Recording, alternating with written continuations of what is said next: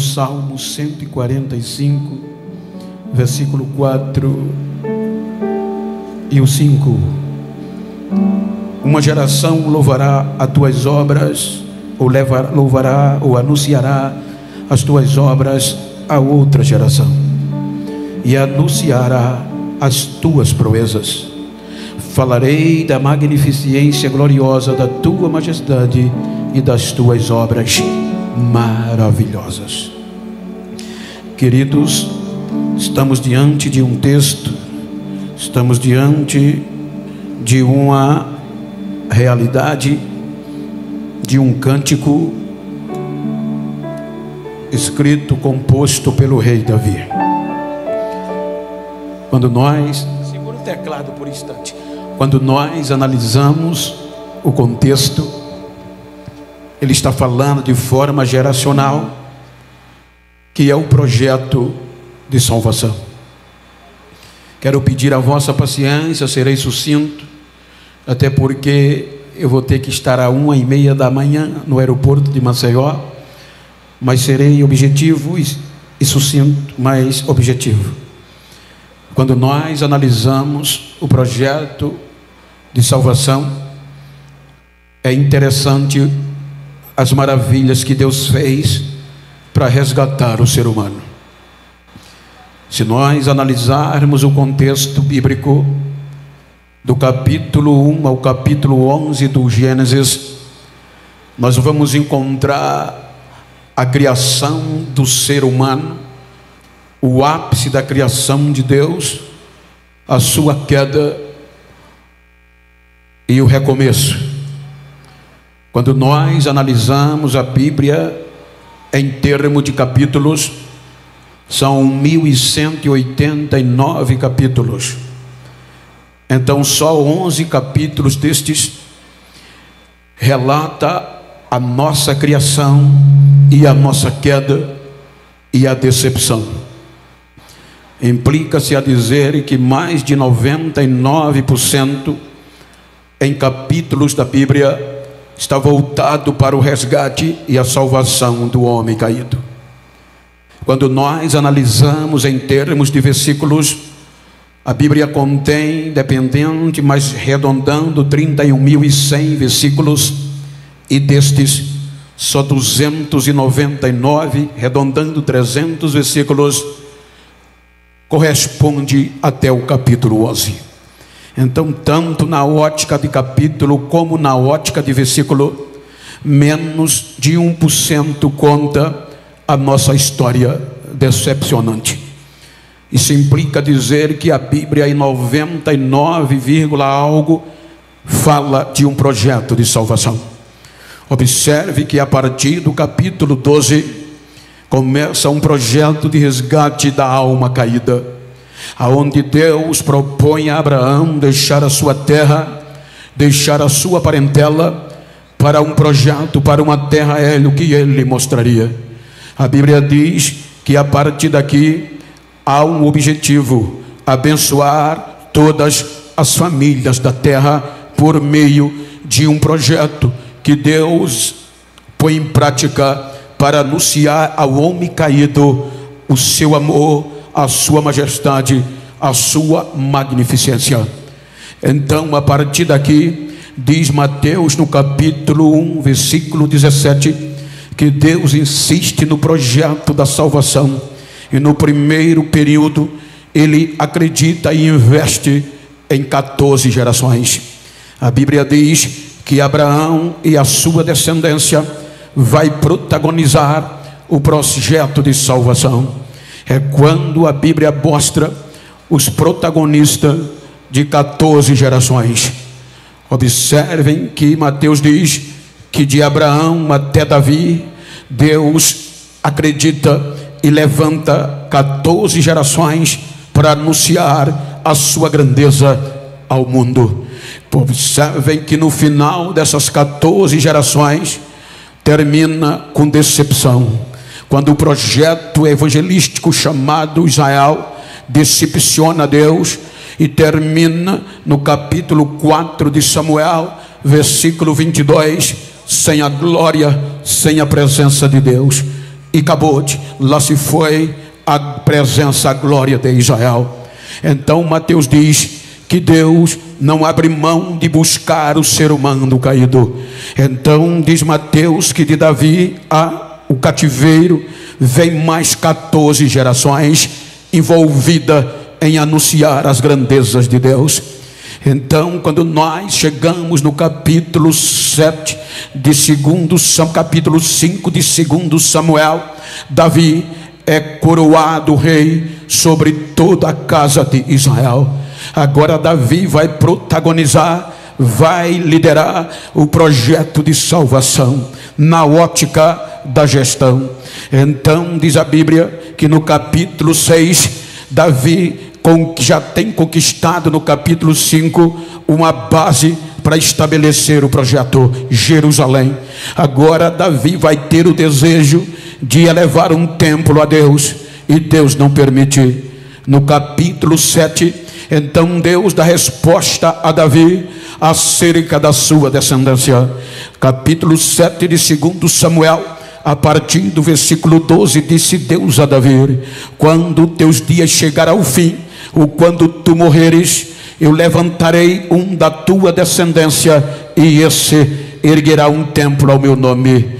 Então disse Deus: se ele errar, eu vou castigá-lo com vara de ferro e com castigo de homem, mas o meu amor e a minha benignidade não tirarei dele, como eu fiz com Saul, que tirei diante de ti. E com a tua família, com a tua descendência, estabelecerei uma aliança para sempre. Então Deus promete à geração de Davi que vai estabelecer, através da sua geração, uma aliança eterna. Então, dentro destes patamares, é o salmo, é um cântico que Davi traz de forma geracional.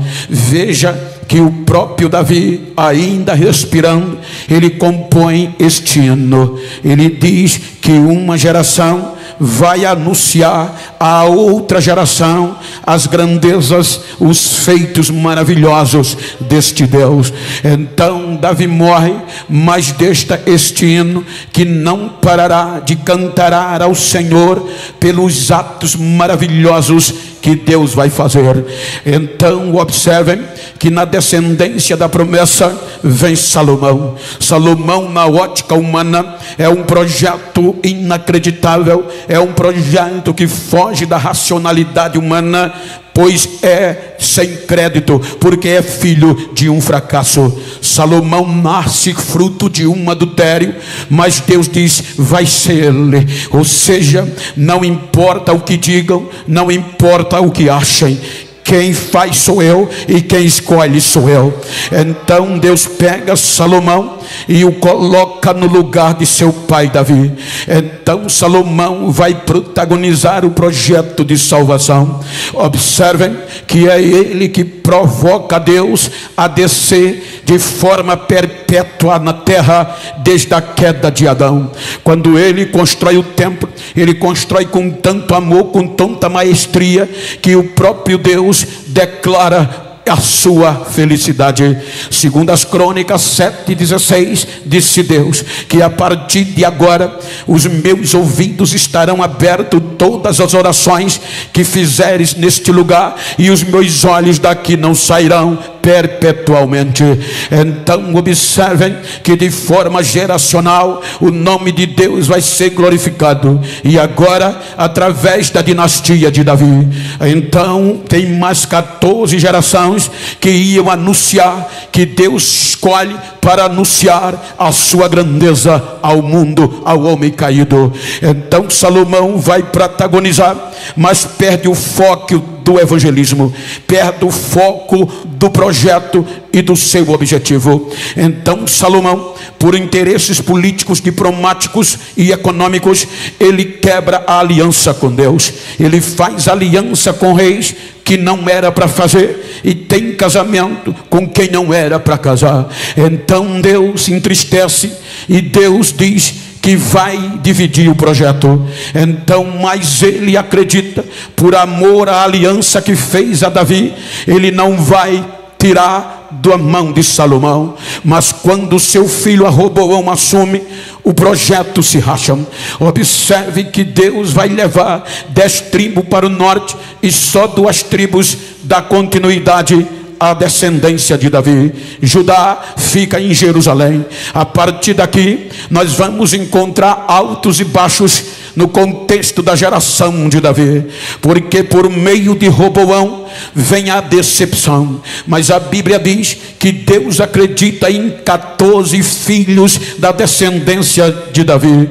Por isso que Mateus diz que agora de Davi ao cativeiro vão vir mais 14 gerações: Davi, Salomão, Roboão. Aí você vai ver que vem Abias, vem Asa, Josafá, Jorão, Uzias, Jotão, Acais, Ezequias, Manassés, Amon, Josias e Jeconias. E estas 14 gerações perde o foco missionário. A ordem era no cântico de Davi que esta geração ia anunciar à geração futura quem era este Deus e o seu amor pelo homem perdido.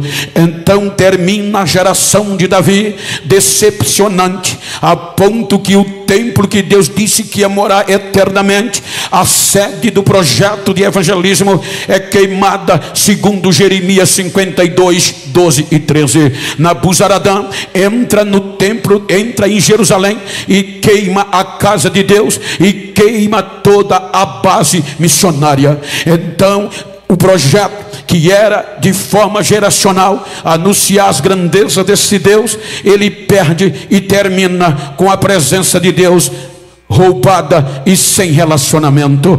Então observe que aqui termina na ótica da monarquia a descendência de Davi. Até aqui o último em apreço vai ter os olhos vazados e vai ser levado como escravo para a Babilônia. Decepção total, 70 anos sem o projeto de evangelização.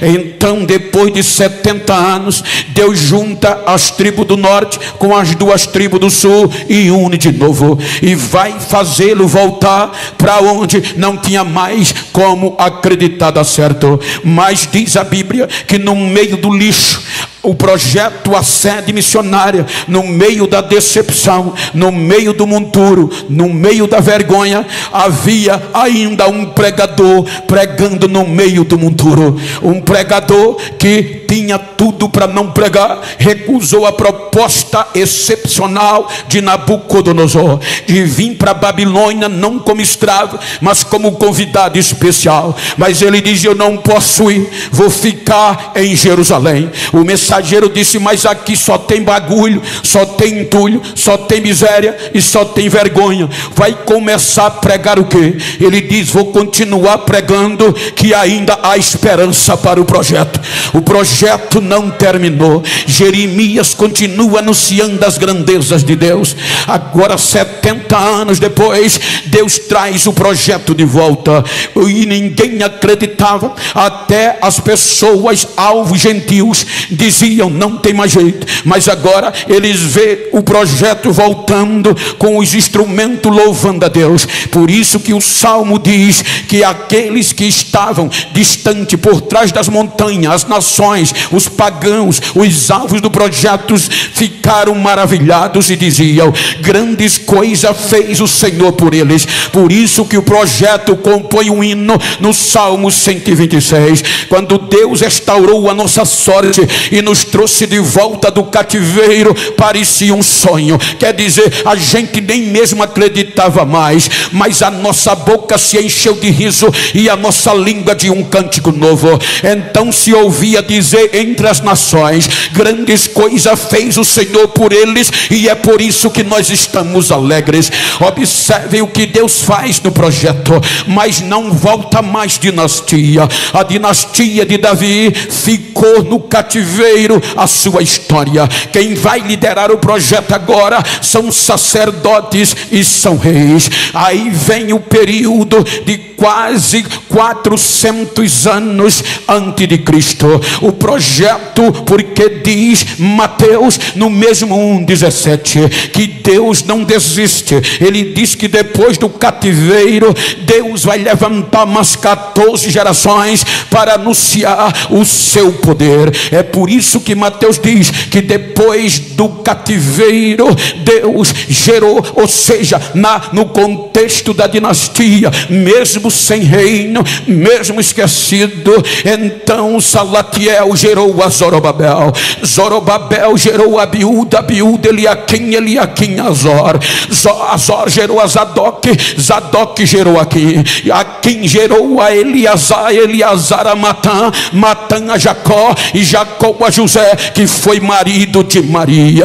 É aqui no contexto que agora mais de 500, quase 1000 anos se passaram, e mais de 500 anos se passaram, e a dinastia de Davi não estava mais em foco. Então, quando nós chegamos já no começo desta última geração, as 14, e foi decepção. Decepção porque veja que Lucas escreve que no tempo que Tibério César era o imperador e Pôncio Pilato governador da Judeia, Anás e Caifás eram os sumos sacerdotes. Então ele cita os governadores das 5 regiões mais importantes, que o filho de Herodes era rei, era governador da Galileia, e o outro da Idumeia, aonde ele apresenta Traconites e 5 regiões que estavam em volta do projeto. Aí ele diz que neste período a corrupção tomou conta do projeto. Aí agora, para cumprir o que o profeta Malaquias profetizou, vem João Batista profetizando para o projeto: arrependei-vos, voltem a Deus, porque ele tem coisas maravilhosas. Então é aqui que quando a corrupção toma conta, quando se pensava que a dinastia de Davi não ia mais comandar o projeto, aí Deus faz coisas grandes. Então é que Lucas diz no capítulo 1, versículo 26, que o anjo Gabriel vai ser enviado a uma cidade da Galileia chamada Nazaré. Porque olha a contrariedade do gênero. O Galileia era desprezada em Jerusalém, a religião não acreditava na Galileia, muito menos em Nazaré, por conta da proximidade com os gentios. Galileia dos gentios, ou seja, junto fronteira com a Sírio-Fenícia. Então os do sul dizia, a religião dizia, há muito gentio entre os judeus na Galileia, nunca vai ser ninguém que preste dali não vem nada bom que possa dar certo. Aí Gabriel desce aonde? Não vai para Jerusalém, ele vai para o interior, aonde o projeto do GPS não pegava Nazaré, aonde ninguém acreditava. Ele vai e diz Lucas, ele aparece a uma moça da casa de Davi, juntamente, que já era desposada com um homem da casa de Davi chamado José, e o nome da moça era a Virgem Maria. Então Gabriel chega lá e faz uma proposta de assumir o projeto na promessa de Isaías, porque Isaías 11 diz que do tronco de Jessé nascerá o rebento e ele vai florescer. Então agora vem o anjo Gabriel e vai dizer: salve, salve agraciada, o Senhor é contigo. Olha a dificuldade, porque ela era inexperiente, ela tinha cerca de 15 a 16 anos, segundo alguns historiadores. Na religião e na cultura tinha tudo para não dar certo. Por quê? Porque a menina judia, quando nascia uma mulher na família judia, ela já era tido como segunda categoria, diferente do nascimento do homem. Então quando a menina completava 6 anos, a mãe ia ensinar a ela o Beit Talmud, ou seja, Beit casa, Talmud instrução, ensinamento. Então a mãe pegava essa menina, catequizava a mente dela, para quê? Para com 12 anos entregará ela ao marido como uma boa esposa, como uma dona de casa infalível. Então ela falava da lei, aprendia os alimentos puro e impuro, e aprendia a ser fiel como uma dona de casa. Com 12 anos a família já podia comprometer ela matrimonialmente. Então veja que Maria foi criada no judaísmo. Quando ela completa 12 anos, ela está pronta, partindo deste pressuposto. Com 14 anos, José assume a responsabilidade matrimonial, porque a palavra desposar no original já é esposa. Por exemplo, eu estou aqui, pastor Eurico, me permita reverenciando. Por exemplo, se eu tenho um filho, ele tem uma filha, aí eu comprometi ela com o meu filho, ele comprometeu com meu filho. Então o meu filho, quando perto de atingir a maturidade, vem ao pai e paga o dote da moça. Quando ele paga o dote, ela já é desposada, já é esposa dele, mas sem intimidade, não tem relacionamento, esperando o dia total da maturidade e ele preparar o lugar para ela. É esposa, mas ainda não tem relacionamento. Então Maria agora é impactada por uma saudação inédita: salve, salve, agraciada, o Senhor é contigo. Ela se desnorteia: que saudação é essa? Eu nunca ouvi isso. Se desespera. Gabriel diz: calma, Maria, se aquiete, você achou graça diante de Deus, você foi agraciada. Mas por quê? É que no teu ventre vai nascer um menino. Em outras palavras, Maria, você foi selecionada por Deus para organizar o projeto da salvação. 14 gerações já passaram, mas decepcionaram. Então Deus agora resolveu investir o melhor na salvação do ser humano. O santo que vai ser gerado no teu ventre vai ser chamado Filho do Altíssimo, e ele vai ser grande. Maria,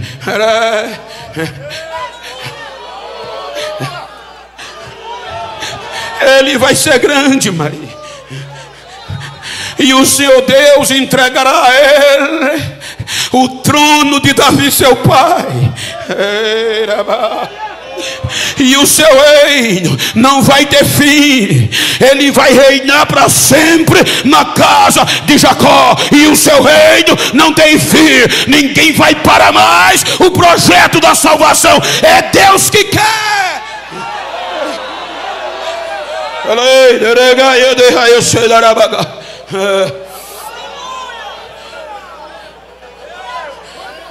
Aí agora vem o desafio.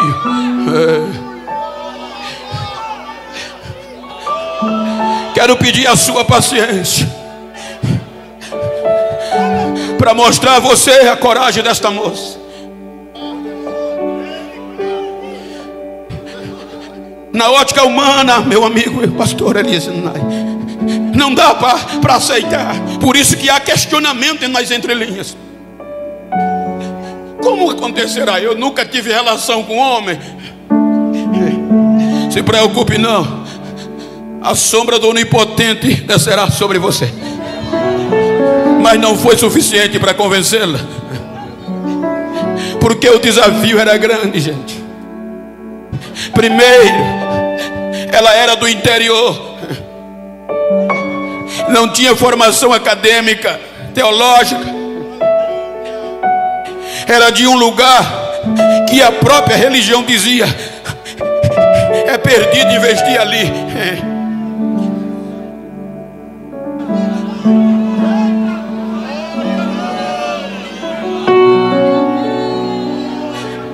No contexto cultural, era colocar a vida em risco total. Ela tinha amigos,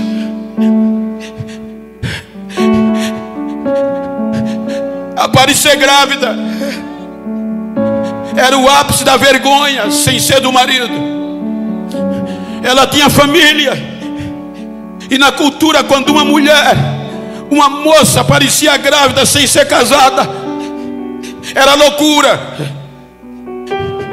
E a família era desonrada. Nenhum pai queria se relacionar mais matrimonial o seu filho com aquela família, porque eles diziam, se tivesse mais de uma, se eles não cuidaram de uma, como vão cuidar das outras? A família descia para vergonha. Ela era desposada, o dote já estava pago, e ela parecia grávida, ia perder o futuro. A proposta que Deus fez por meio de Gabriel era para abrir mão da própria vida. E em terceiro, se ela parecesse grávida, sem ser do marido que já era desposado, ela ia morrer apedrejada pela própria religião. Adulterou. Aí ela diz, eu não conheço homem nenhum, ou seja, não vai dar certo. Aí Gabriel insiste e diz, tu não tem uma prima chamada Isabel? Tenho. Ela não é estéril? É. Ela não já é velha? É. Já está com 6 meses grávida. Aí Maria diz, mas como? Aí ele diz, Maria, para Deus nada é impossível, Maria. Eu quero saber se você quer aceitar o projeto. Ela diz, eis aqui a serva do Senhor, cumpra-se em mim segundo a tua palavra.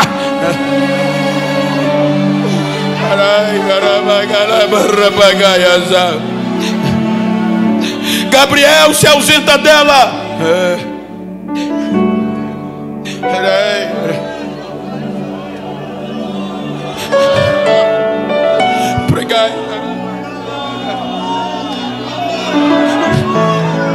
Primeira coisa que ela faz, na época não tinha ninguém filmando, ela e Gabriel, só os dois.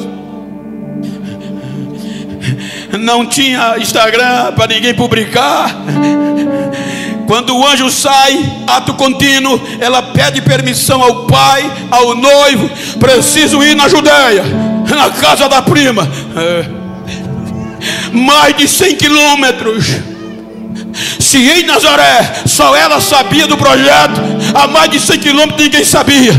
Aí Lucas diz que quando ela chega na casa de Isabel, que entra, pastor, que diz, Shalom Isabel. Isabel já vem cheia.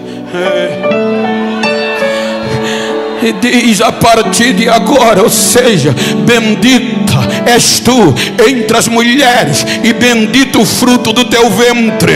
Ou seja, que alegria é esta em me visitar a mãe do meu Senhor. Ouvindo eu a tua voz, o menino no meu ventre se agitou. Ou seja, bem-aventurada você, porque acreditou no que Deus te propôs. Bem-aventurada é você, porque aceitou o projeto. Aí Maria entendeu e disse, é de Deus. Aí já escreve um hino. Sem o menino nascer, o versículo 45 por diante é um cântico. Aí ela começa, quando ela percebeu que mesmo sem Isabel saber, revelou tudo, ela disse, então é de Deus, já vou escrever o hino. A minha alma se alegra em Deus, meu Salvador. O meu espírito adora a Deus, meu Salvador. Sendo tão grande, atentou para a humildade da sua serva. E a partir de agora, todas as gerações vão me chamar de bendita, porque Ele é grande, Ele é santo. Ela está dizendo, a partir de hoje, a minha geração vai anunciar a outra geração a grandeza deste Deus.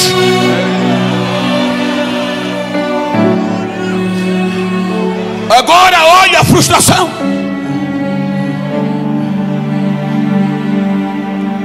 3 meses, mais baixinho por favor, 3 meses, ela volta para Nazaré.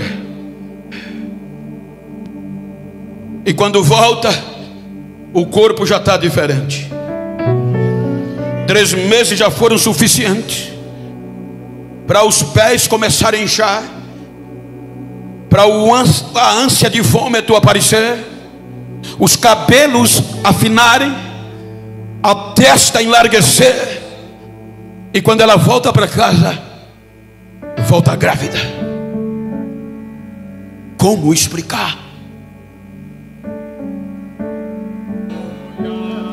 Se você é um obreiro, tem uma noiva, ela vai para Maceió, passa 3 meses, ela é sua, nunca teve relacionamento com ela. Quando ela volta para Barreiro, volta grávida, o que você fará? Primeiro, os amigos se afastam, a família joga ela no canto da parede, opróbrio, vergonha. A notícia vaza e chega na casa de José. José, está sabendo da nova? Maria voltou grávida. Olha o impacto. Pela lógica, era para ele procurar a religião e a denunciar e ela morrer apedrejada. Mas a Bíblia diz que ele a amava. Ele disse: eu não amamo tanto que eu não quero denegrir a sua imagem, mas eu vou sumir daqui. Eu não aguento essa vergonha. Arruma na noite, vai deitar e já deixa a mala arrumada para de madrugada vazar sem ninguém saber.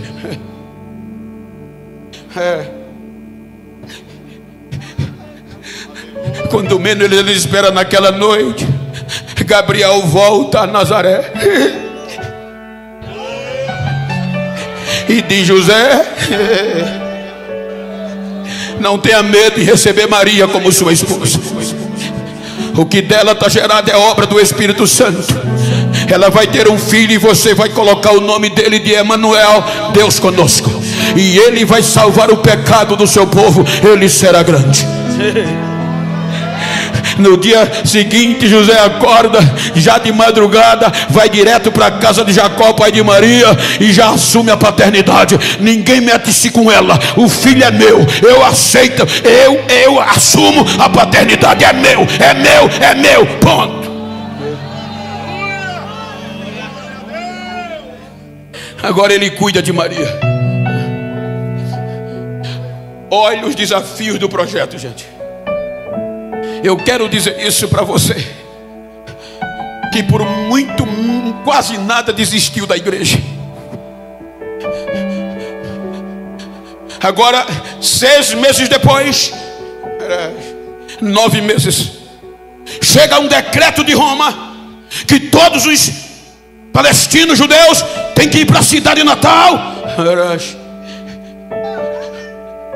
para se alistarem. José pega Maria e vai para Belém.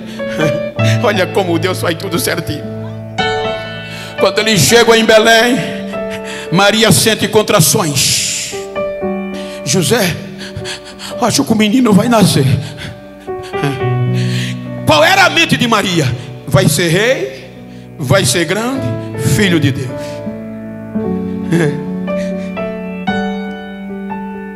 Primeira decepção construtiva. José vai pedir alojamento, ninguém quer aceitar. Pousada por pousada, hospedagem. A minha mulher está sentindo dores de parto, arruma um lugar para ela. Tem lugar não. Casa de amigos, tem lugar não, José, está cheio. Só tem um lugar, a cocheira.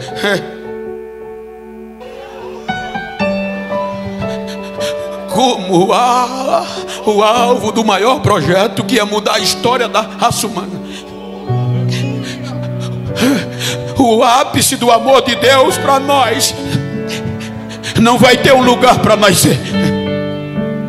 A única alternativa é o coxo dos animais, não tem outra. José corre para lá e Maria vai ter um menino numa cocheira.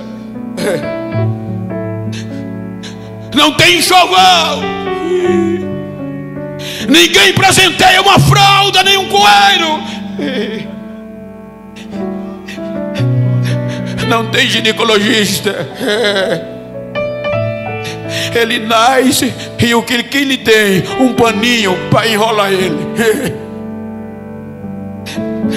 Como acreditar na promessa que Gabriel fez?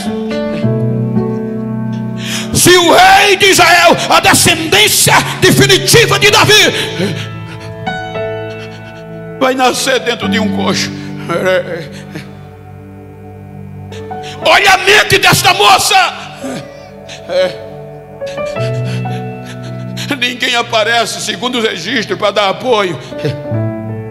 Ninguém aparece para visitá-lo. Deus está em silêncio. Um grupo do coral do céu aparece aos anjos, aos pastores no campo, dizendo: eis que eu trago novas de grande alegria. Nasceu hoje na cidade de Davi.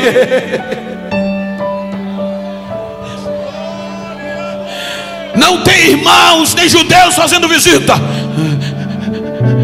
Aí Deus vai no outro lado do Oriente e chama 3 homens mais ricos, três dos mais ricos, e diz a eles que vão a Belém presentear o rei de Israel.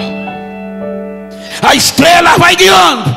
Chego aí em Jerusalém, como é rei, vamos procurar no palácio, que era o lugar ideal para ele nascer. Primeiro ponto, palácio. Pergunta a Herodes. Veja que eles eram tão poderosos que eles têm audiência com o rei. Não era fácil.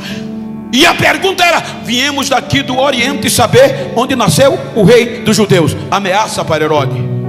Herodes diz: olha, essa coisa eu não sei, mas eu sei quem saiba. Chama os sacerdotes. Chamou-os. Quando eles chegaram, Herodes pergunta e eles dizem: segundo Miqueias, ele ia nascer em Belém, porque tu, Belém, Efrata, posta que a mais pequena entre as milhares de Judá, mas de ti sairá aquele que reinará sobre o meu povo. Mas ninguém foi. Aí os 3 magos disseram: vamos procurar. Nem o sacerdote foi guiar os homens. Aí eles vão procurando de posada em posada. Não tem ninguém aqui parturiente não. Aí talvez alguém disse: olha, passou por aqui uma mulher querendo ter um menino, mas não tinha lugar. A gente disse a ele que só tinha cocheira. Eles partem para a cocheira. Quando chega na cocheira, vê o menino envolto em um pano. Diga para quem está ao seu lado: se você não acredita no rei, Deus vai no outro lado do Oriente trazer alguém melhor que você que vai acreditar. Aí quando eles olham, já abre a mala e vai dar presente de rei. Veja que eles não trazem fralda, eles não trazem coelho, eles não trazem enxoval. O que é que eles trazem? Incenso, ouro e mirra. Ele é rei, é digno desse presente. Ele é rei.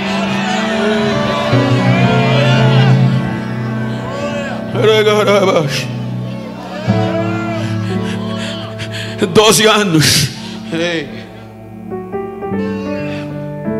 aprendendo o Beit Talmud. Com 12 anos ele vai ser sabatinado. Veja que Maria e José perdem o foco e perdem o menino. Quando o encontra, está no templo, diante dos teólogos. Ele dá um show. De onde vem toda a sabedoria? De onde este menino é? Da Galileia, Nazaré. Tem futuro não.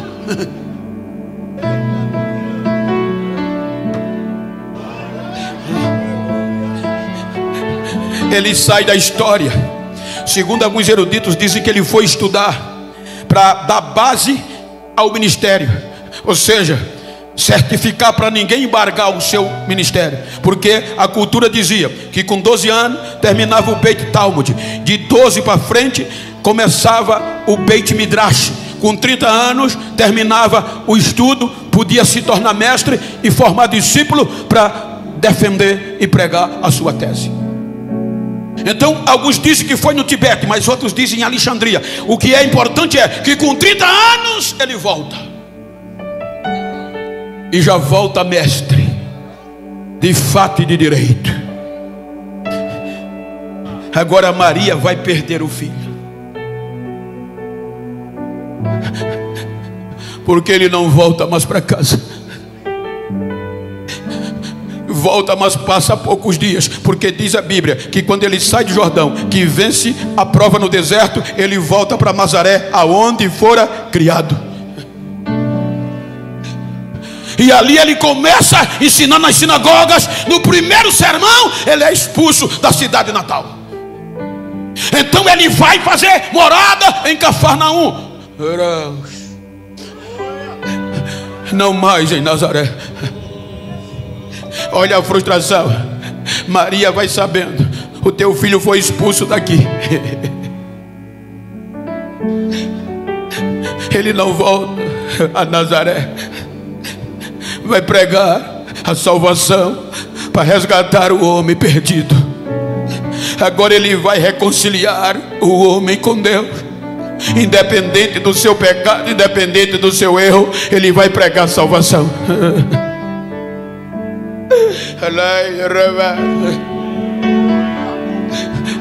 Maria sente falta do filho. Ele não voltou mais. E vai, chama os irmãos e vai procurá-lo. Quando o encontra, está dentro de uma casa, rodeado de discípulos. E ela não pode entrar. Ela manda um recado para ele: diga a ele que a mãe dele e os irmãos dele estão aqui fora. Quando alguém conta, ele diz: quem é minha mãe? Quem são meus irmãos? São aqueles que fazem a vontade do meu Pai. Nos registros ela não tem acesso.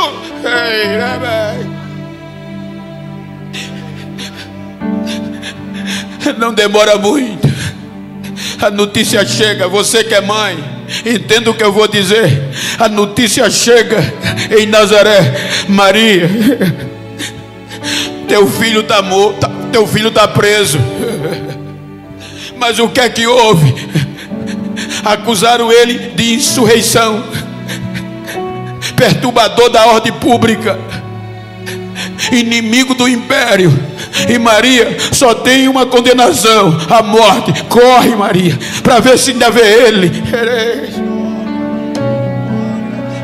Maria zarpa para Jerusalém. Quando chega, não tem mais acesso. Quando ela consegue ver o seu filho, já está desfigurado. Eu já tive o prazer de fazer as 4 estações por 2 vezes, aonde ele parava, desde a condenação até o Gólgota. Agora Maria está entre as mulheres, sem ter acesso ao filho, e vendo o seu corpo sangrando dos pés à cabeça, e ele com a cruz como castigo. Mas seria a mensagem daquela cruz.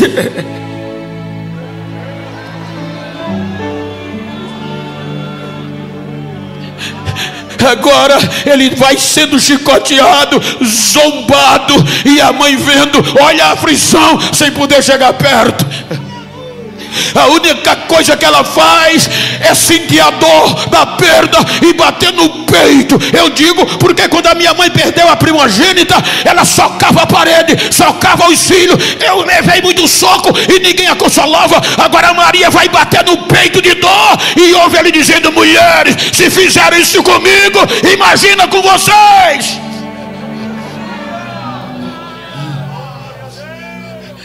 Sangrando, chega na cruz, no Gólgota. Crucificação em sujeição. A cruz era para punir os escravos fugitivos. A cruz era para punir os insurgentes. Está no Gólgota. Alguns historiadores dizem que a chuva fina começa a cair. Maria, mãe, e outras Marias, só de longe, porque não podia se aproximar. Olha a dor desta mulher. E o hino que ela escreveu, gente: Como continuar acreditando que tudo vai dando errado? Ela põe na gaveta.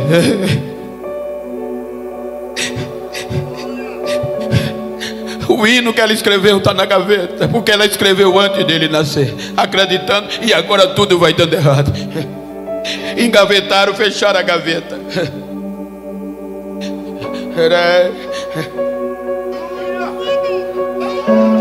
Agora ela vê os grampos rompendo os seus punhos, suas mãos cruzando os seus pés, e ela vê ele sendo levantado naquela cruz. Diga para quem está ao seu lado: o criminoso era eu, mas ele assumiu o meu crime para me reconciliar com Deus.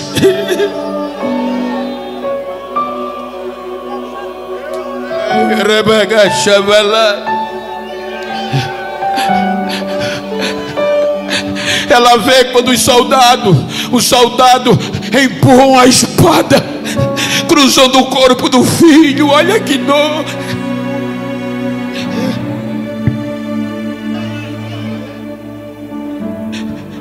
Ela ouve. Agora quando os soldados saem, primeira coisa que ela faz é correr ao pé da cruz. Na minha imaginação, ela agarra pastor Eurico o pé da cruz e começa a gemer com a perda do filho.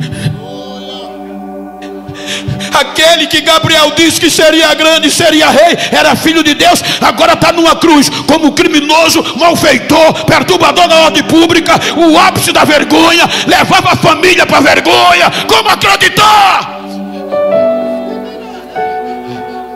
Mas ela vai ao pé da cruz.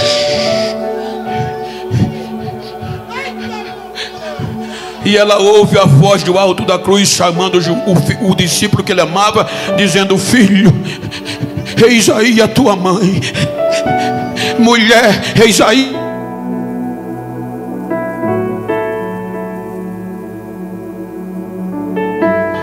Cuida dela. Cuida dela. Cuida dela. Rebaixo.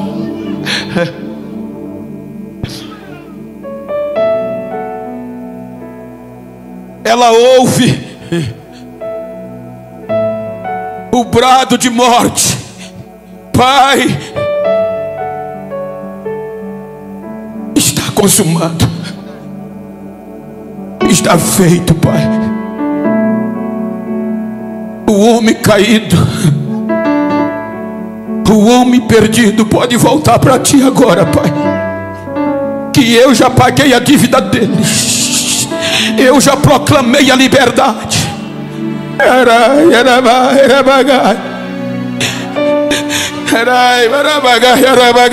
Olha para quem está ao teu lado, diga: tu não deve mais nada. A cruz já pagou.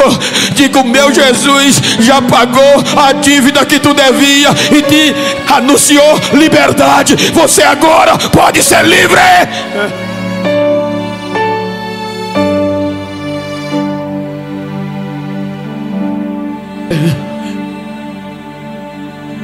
É sepultado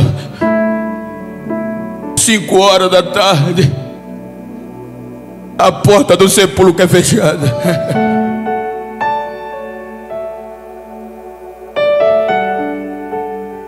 Agora Maria vai voltar para casa. Na ótica humana, tinha razão de um princípio de depressão. Na ótica humana, frustração. Na ótica humana, blasfemar contra Deus, que fez ela pôr a vida em risco. E agora o projeto está morto, o filho está morto. Agora chega a notícia desesperadora. Valeu a pena acreditar, Maria, que não é isso que o ser humano faz? No momento de dor, uma grande maioria aproveita para detonar. Valeu a pena acreditar? Agora que vergonha! Acreditou tanto e vestiu tanto, e agora está morto. mas só tiveram o direito de zoar um dia. Segundo dia, terceiro dia, aqueles que zoavam agora vão ter que dizer: Maria, sabe o que é que está acontecendo em Jerusalém? Não. Sabe qual é o burburinho? Não. Estão dizendo que Maria Madalena foi ao sepulcro colocar bálsamo no corpo do teu filho, e quando chegou lá só encontrou os lençóis. E ela está dizendo que apareceram dois anjos dizendo: porque vocês estão procurando entre os mortos aquele que já está vivo? Ele não está mais aqui, ele já ressuscitou, ele voltou à vida.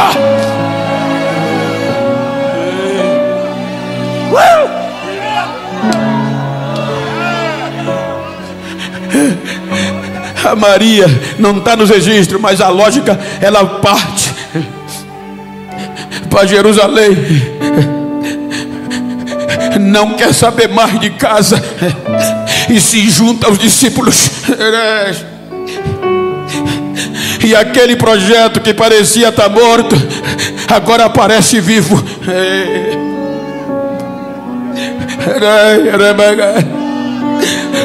O registro não diz, mas a lógica nos dá o direito de pensar. Maria agora está ouvindo e dizer ele: fiquem na cidade até que do alto sejam revestidos do poder, e vocês vão ser minhas testemunhas, vão ser a minha geração que vai anunciar a grandeza daquele que nos chamou. Aí é por isso que lá na frente Pedro diz: vocês são a geração eleita, povo santo, sacerdote real, adquirido para anunciar as grandezas daquele que chamou vocês das trevas para a maravilhosa luz.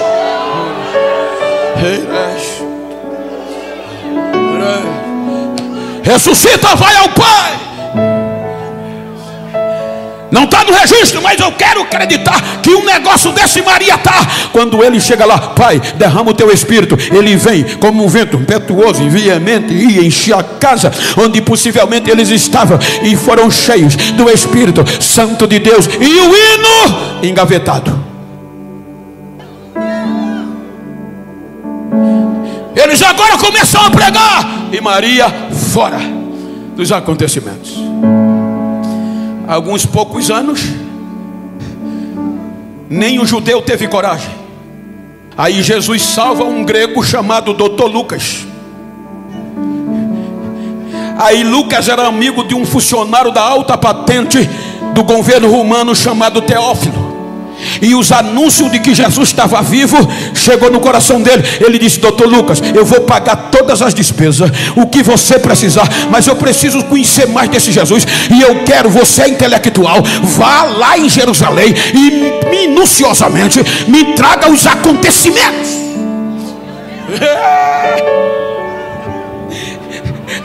Aí Lucas vai, ele diz que entrevistou aqueles que foram testemunhas oculares.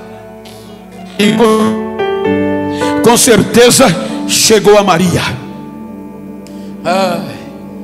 Por isso que ele começa a dizer: meu amigo Teófilo, nesse primeiro tratado eu vou te contar, o nascimento de Jesus Cristo foi assim, 2 pontos. Aí ele começa a dizer: imagina, aquela mãe agora, Maria, não desistiu. E agora ela vai dizer: olha, doutor, eu venho de um lugar que ninguém acreditava, do interiorzão, Nazaré. Mas o anjo Gabriel me apareceu, me disse o nome dele e me fez uma proposta difícil. Eu aceitei, acreditei, sofri, mas agora eu estou alegre. Eu escrevi até um hino, doutor, mas até agora, doutor, eu não tive coragem, porque eu não sei nem como publicar. Aí Lucas disse: eu entendo do negócio, conta aí. Aí ela diz: quando eu fui visitar minha prima Isabel, que ela revelou que ela não sabia, aí eu escrevi o hino. A minha alma se alegra em Deus, o meu espírito se alegra em Deus, o meu Salvador. Ele atentou para a pequenez da sua serva, e a partir de agora todas as gerações me chamarão de bendita. Aí Lucas disse: tá bom, é bonito. E escreveu: 62 anos depois de Cristo. Aí Lucas diz: eu vou publicar, eu vou colocar isso aqui, e vai ser no grego. Aí ele no grego começa a botar o hino. Tá lá. Aí agora passaram-se o quê? Primeiro século, 60 anos, ele publica. 400 e poucos anos depois, quase 5 séculos se passaram.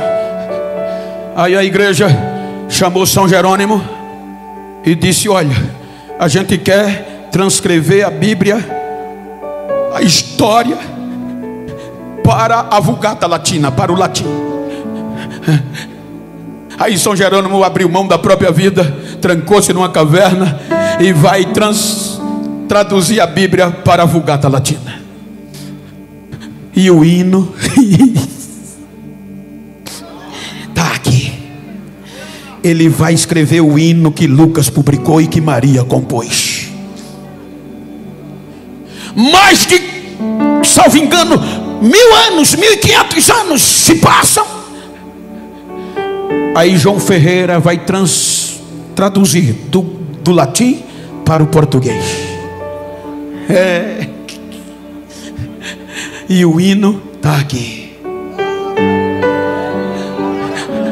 Gerações e gerações anunciando as grandezas daquele que nos tirou das trevas para a luz. 21 séculos se passaram.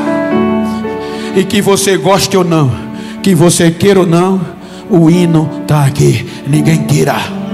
Então diga para quem está ao seu lado: vale a pena não desistir deste projeto.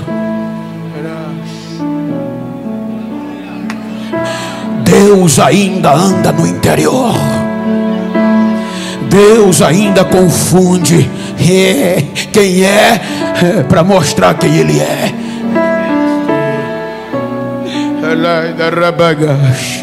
Eu digo e vou voltar que eu estou falando de Cristo. Olha para mim. Quem na ótica humana acreditaria que eu estaria aqui? Preto, mendizio, analfabeto, pobre, vai a lugar nenhum, não paga nem o que come. Eu fui descartado pela sociedade. Namorar não podia, pai proibia não, por conta da pele e da aparência. Nenhuma moça queria.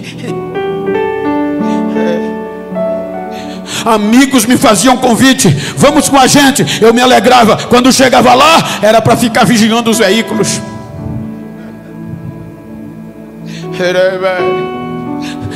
Mas um dia, alguém desse projeto anunciou as grandezas e disse: eu conheço um Jesus que morreu por você e que Ele pode te tirar dessa frustração. Eu digo: mas eu tenho muitos defeitos. Ele disse: mas eu conheço o meu Jesus. Ele é especialista em quem ninguém acredita. Ele é especialista em quem ninguém vê. Me levou para a igreja e Jesus me aceitou. 15 dias me batizou no seu Espírito. Um mês eu estava descendo as águas batismais. 1 ano e meio ele me fez uma promessa. 1994: eu vou te levar pelo mundo, no interior, dentro da cana. Vocês aqui moram numa cidade, imagina uma fazendinha lá dentro do canavial de uma usina. Era lá que eu estava. Ele me chamou e disse: eu vou te levar pelo mundo. O Brasil vai ser pequeno, você vai restaurar a vida pelo poder da minha palavra. Eu vou colocar você para anunciar as minhas grandezas a quem não acredita mais.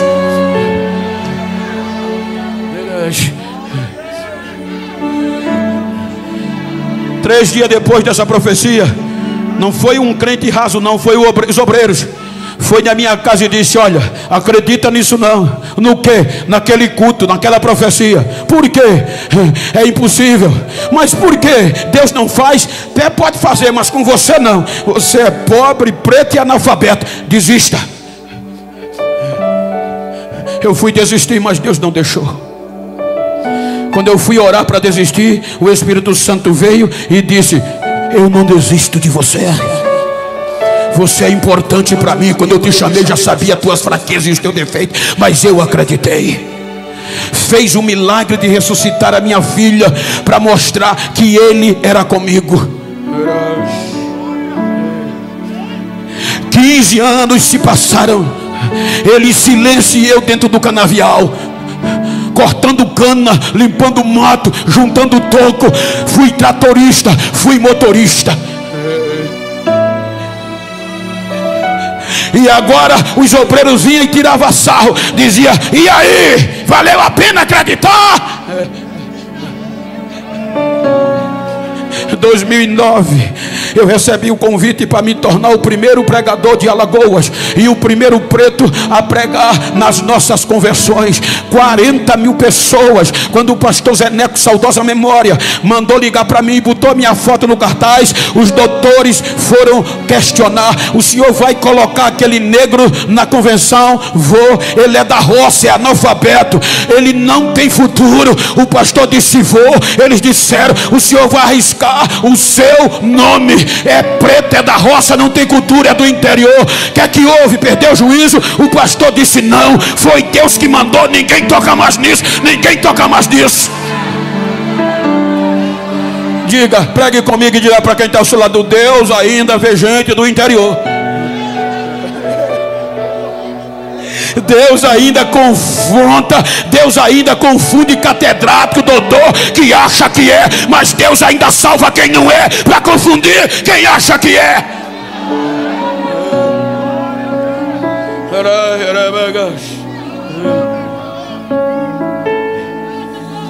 Preguei, quem não acreditava, imagina, pastor Eurico, agora eu choro muito. Eu suado, Elijanai, chorando, com o rosto enxuto, já é difícil beijar. E imagina todo cheio de lágrimas e molhado. Os pastorzão vinham: meu preto, eu te amo, tu és o meu orgulho. Como Deus faz. 2011, 2 anos depois, o filho do pastor presidente disse: Gênio, tu tem passaporte? Tenho não, tira. 1 mês eu tirei. No mês seguinte, hello, alô, Genival, sim. Aqui é da Suíça. Desliguei. Segunda vez, terceira vez, quarta vez. A irmã disse: de Palmares, morava na Suíça. Pastor, desligue não. Aqui é a irmã Simone de Palmares.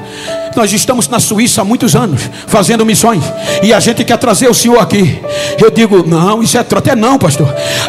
O nosso desafio foi: se o senhor tiver passaporte, é Deus. Se eu tenho, eu digo: tem 1 mês que eu tirei, então é Deus. Aí o pretinho pega o Boeing 777 e cruza o Atlântico, Europa. 2 anos depois, no outro ano de novo, no 2013, aí o telefone, hello, já era em inglês. Pastor Genival, yes. Nova York.